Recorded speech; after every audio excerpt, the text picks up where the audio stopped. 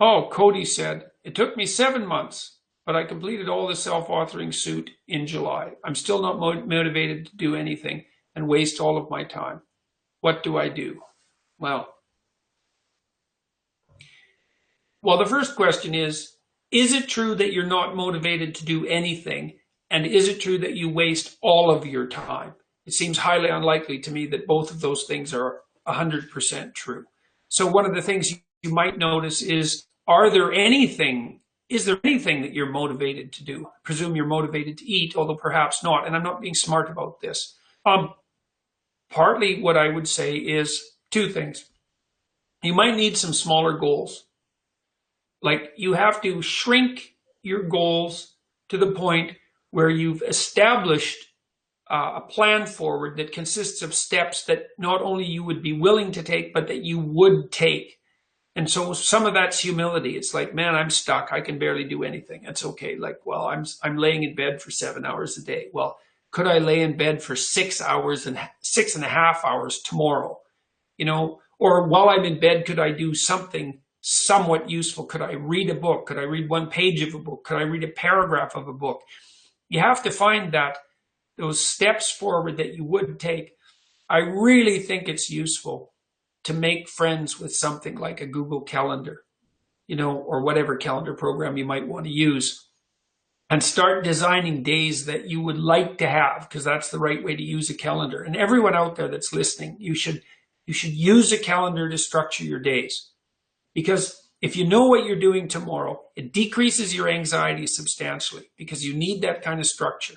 You need a pathway. You need to have a map, and you need to know where you're located on the map, and you need to know how you're moving forward. And that gives you hope, because you're moving towards goals that you regard as worthwhile. And it stops you from being anxious, because you're not entirely directionless and lost. And so learning how to manage your time is useful. And you can start with a calendar. You can start with simple things, like you can put in, when you're likely to go to bed and when you're likely to get up. And regulating that's useful. That should be relatively ritualistically consistent. It's very difficult to get your life in order if your sleep-wake schedule is completely random, or if it's not aligned with like day and night, and if it's not aligned with the normative practices of other people. And so you may have to learn to get your sleep-wake cycle regulated properly. And then the same with your eating schedule. Those are very basic things.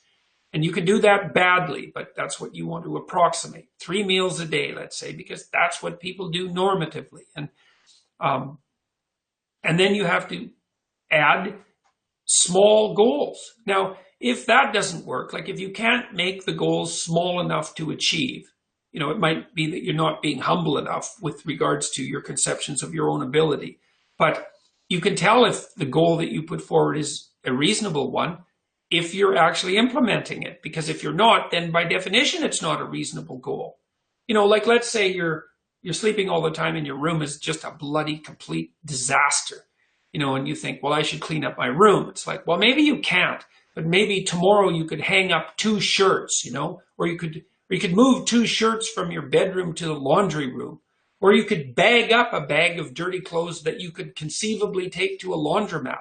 And you just do that one thing, If your room's a catastrophe and you do that one thing, and then you did one thing like that for 15 days or 20 days, maybe your place would be in order. And so the trick is to get the trajectory right. And Cody, if that doesn't work, then you're going to need to talk to somebody. Maybe you need a partner that you can discuss these things with, where you both have a commitment, like a mutual commitment to attaining a certain set of goals. And that could be a friend. It could be somebody that you find online. It could be a professional. But if you find that you yourself you just can't get this going, then you're going to have to reach out to someone else to give you a hand. Maybe you need to sit down with a parent or a friend or somebody that you love and go over the self-authoring suite with them, to go over the future authoring plans and to discuss how that might be implemented. Because if you can't do it on your own, then, and maybe you shouldn't have to, then you have to reach out to other people. And so make your goals smaller. see if you can make friends with a schedule or a calendar. This is really important. All of you out there who aren't doing this, like I would say, all of the people that I know who have become successful in any way use a structured means to organize their time. They have lists of things to do. Like they have every day, there's a list of things to do that day. Every week, there's a list of things to do that week. Every month, there's a list of things to do that month. You know, at every level of temporal resolution, there's a sequence of plans, and those plans are implemented on a day-to-day basis. You cannot be, and successful isn't the right way of thinking about it, because I'm not thinking about, I'm not really thinking about rising up the corporate ladder. You know what I mean? And that's sort of what success has come to mean in our culture. That isn't what I mean. You can't have a life that you're going to find acceptable without that, because you need the vision and the plans to give you purpose and direction. That's where all your positive emotion comes from. All your motivation is laying out plans that are worth attaining and then observing yourself moving towards them. That's the source of most positive meaning. And then also, without that structure, you're so lost that you're going to be anxious and overwhelmed. It's really like being in a foreign country, like isolated and alone with no map. I don't know where the hell I am. I don't know what the hell I'm doing. The rains are going to come, the storms are going to come, and maybe it's winter, and I don't know where I am or where I'm going. And then the last thing, Cody, is like, rely on some other people, man. Maybe you'll be able to return the favor in the future. I know you'll feel bad maybe that you have to go to someone else. You'll feel weak and, that you're taking advantage of them. But people like to be helpful. They really do. And so it's a mark of trust in someone and confidence in them that you would ask to have a serious conversation with them.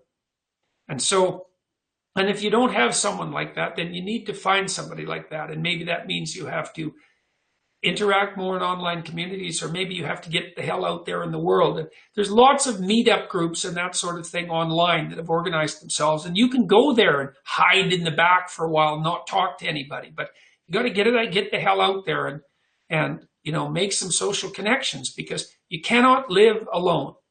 We're social creatures, and you need help. And maybe you'll be able to offer some help at some point in the future too. So, well,